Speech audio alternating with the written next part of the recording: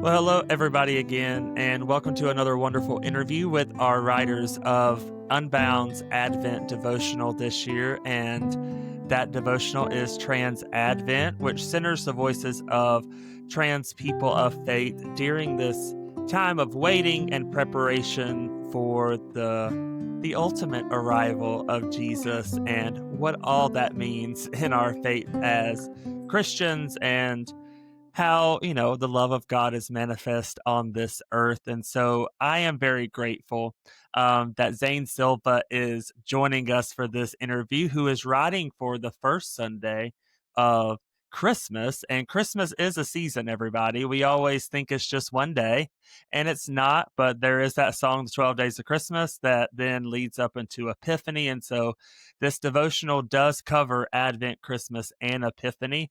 But Zane, thank you so much for joining us and talking with us a little bit. Yeah, thank you so much for having me. I'm so excited to be a part of this project. Yeah, and just tell the folk a little bit about yourself, whatever you want to share. Yeah. My name is Zane. My pronouns are he and they. I identify as a transgender man. I'm Puerto Rican. I'm Black. I'm from Brooklyn, New York. And I work at Middle Collegiate Church as a digital minister, focusing on digital ministry. I also am in the Presbytery on ACQ+E and doing just like LGBT advocacy. Um, I basically take any committee that the Presbytery will give me, but I'm in church all day, every day. And I just, I'm on my personal time. Outside of that, I have a fiance and a wonderful family that lives here in Brooklyn that I get to spend all my time with. So I am church and family all day, every day. Love it. Yeah, and I do know Zane is involved in a lot of Presbyterian things, and Unbound is a ministry under the Presbyterian Church USA, but we do have a lot of writers who are not Presbyterian. It's a very ecumenical publication, but we do appreciate all the work you do in the PCUSA. It is very much needed in a time such as this. But I do wonder, as you were writing and as you were thinking about maybe the season of Advent or the season of Christmas, what are some things that came up for you as you were kind of delving into the scriptures and kind of what you wanted to say in this devotional? Yeah, I come from a Pentecostal background. So while I am Presbyterian, I call myself like a Pentecost presby. I grew up in a Spanish speaking church in Queens in New York, and my family oversees hundreds, almost thousands of churches in the world. And so I grew up very much in the governing side of what church meant, being a part of the pastor's family and coming from a very evangelical, conservative, you know, boys on one end, girls on the other end, folks in between, sitting wherever they Yeah. could, kind of space. And so for me, Advent is a very new idea, like as new as 2019, because in the Spanish Pentecostal church, we do not recognize Advent. It is just Christmas and a long 8-hour service, and that's it. And so coming into the presbytery, I really, or just like being introduced to Advent, I really got to imagine what that meant God was to me and who I was to God during that time. It really was a reflective season for me. And my piece that I wrote, God Born into Trans Flesh Like Me, what was really my story coming from the evangelical church to the Presbyterian space, or just into myself, getting outed in the church, put on Mm. punishment, getting shunned, and really removed from the community, and then finding God in the places where we so clearly had preached that God was not, like in LGBT folks and same sex love, and just kind of like in the margins, in the spaces where I found beauty after I left the church. And so um, it really kind of solidified for me, like the message of Advent, waiting and hoping for new life. I recognize that as a trans person, I live that every single day. It's not just a season for me, but it is every single day. Just reading that we are little less than angels, that God loved us enough to bring love into flesh onto this earth. It really did become a part of my story and the folks that I saw. Because even though I'm trans, I was very transphobic. I grew up to not recognize love in the queer community or the trans community, and so being introduced when my church kicked me out and I had nowhere to go but the streets, and the streets meant that I was in a queer organization, and queer organization meant that you had to protest all the time. I Mm. really learned what it meant to pick up your cross, to give your body for the message of Christ, to give your body for love, and to stand up for those that that you believe deserve love all the time. And so, Advent really represents that time for me because that was the time that I kind of transitioned out the church during this season of the year, and so it holds really close to my heart. Yeah. It is a time that I know for me, it is just it's a time to just kind of be in our bodies and to understand, and this is for anybody out there to understand who we are. I've been talking to a lot of people about that inner work that, we're, especially right now, we all want to do something. We all want to get out there and make change, and I think that's all great. And at the same time, kind of what are we doing within our own selves, and kind of sitting with ourselves and learning about who we are, who God created us to be, maybe some things that are not so great about ourselves, like our biases and our prejudice and our privilege and all those things that we have to really kind of deal with within ourselves. And I think that's such a great way for us to begin to kind of utilize this time of the year to really just kind of do that interior work too, because we have seen, if you don't, what comes of it. I mean,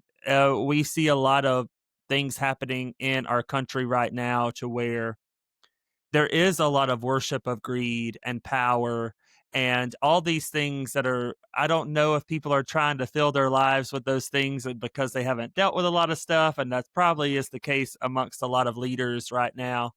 But I do think it's so important, that interior work and that embodiment work. And I do wonder, yeah, what, like, since this is you're writing for Christmas and Jesus Mhm. was born and God with us, I do wonder what that means to you, that Emmanuel, that God came and walked and talked and healed and did all these things with us. So I wonder about that, like, incarnational piece and what that means to you.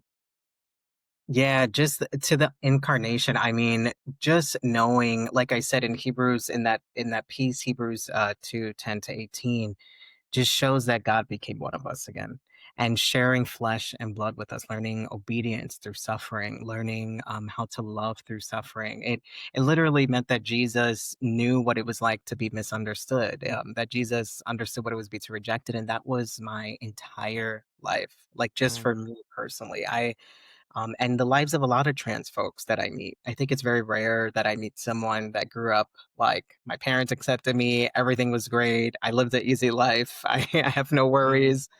A lot of the trans folks that I know, I mean, all over the world, but mostly in New York, the Black and Brown and Indigenous folks, I mean, most of them go through homelessness. Most of them go through being rejected from their communities, having to build, chosen families because their blood relatives are not supportive of them. And so, to me, the incarnation kind of just meant of God crossing over to love. Like, I just imagine love being on this earth.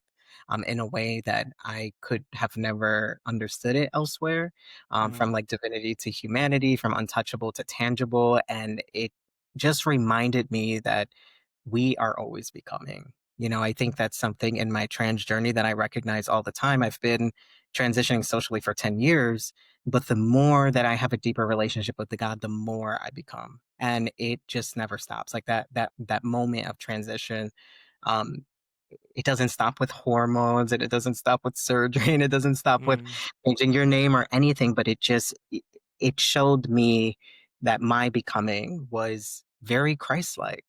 I understood to be Christ-like, to be all of these other things, like to not pray for people and not be there and condemn people and tell them where I thought they were going in the afterlife, and to take money from them. And it was a very radical evangelical space I was in. And so learning to connect with people in that way meant that I wasn't connecting with them at all. There yeah. was nothing that I allowed them to share with me because they were predestined. But in this new becoming that I have, alongside my transition, is I find Jesus in every single space I go into, and I learn a new story, and it's just funny when you read a Bible verse and you read it again and you're like, "Oh my gosh, that's," like how you relate it to your life now, and especially during this time while trans people are being attacked, while we are like thinking about, is the Supreme Court going to hear about same-sex marriage again? I mean, like, you're thinking about all these milestones we've made Hmm. and now how it's kind of reversing so rapidly.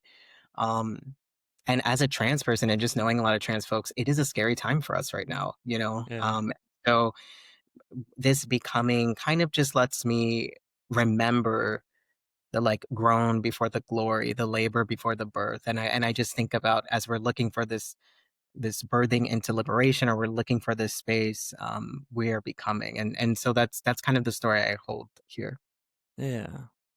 And you mentioned it. It is a scary time for our trans siblings right now. And I've been asking our writers of Trans Advent to put a word out there to the trans community.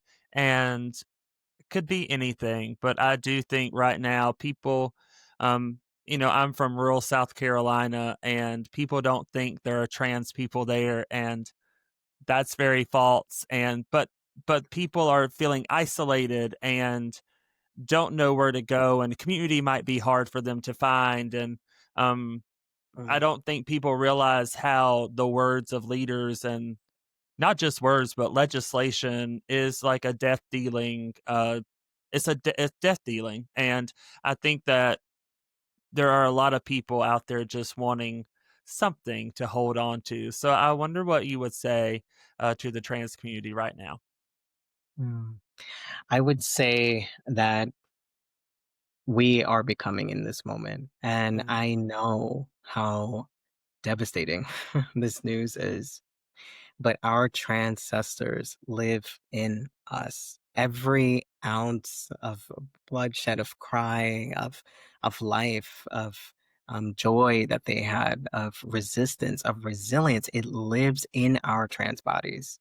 And sometimes we forget that when we see all of this legislation, when we see all of these leaders saying these really harmful things, or spreading harmful rhetoric about us. I think sometimes we forget that we've been here before, that they've done this for us, and we have all of the tools. We have all of the love. We have all of the support that we can get within each other. And so I would really encourage you to look for other folks that are like you, whether it's online. My whole community is online. Like, do not. Um, do not be discouraged by like sliding into someone's DMs. I think people do that to me all the time and just yeah. say, "Hey, I need support." But during this time, I would really say for you to hold on to what has been done before us. They've done this act of love for us, and the arc of justice, as we know, is a very wide one. And so I do believe that we're getting there, and we're in it all together. Yeah.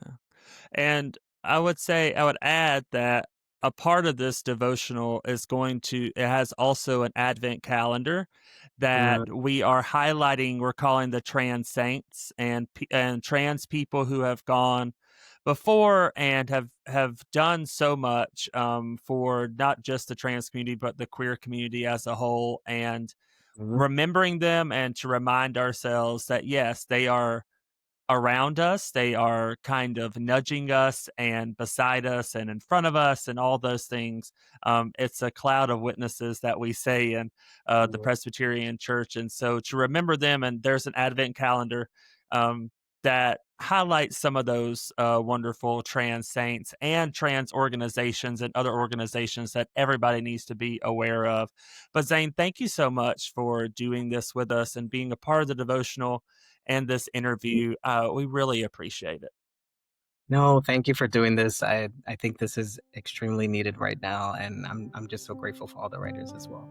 Yeah. And just to remind everyone, you can find Trans Advent at justiceunbound.org/transadvent. There you'll find the digital version, but also a PDF that if you want to print it out, if your church or faith communities want to do this together, read these together, that's an option for you. And that includes the Advent calendar that includes Christmas and Epiphany. We're doing it all. So y'all can check it out at justiceunbound.org/transadvent, and we'll be back again with another wonderful interview with our writers of Trans Advent.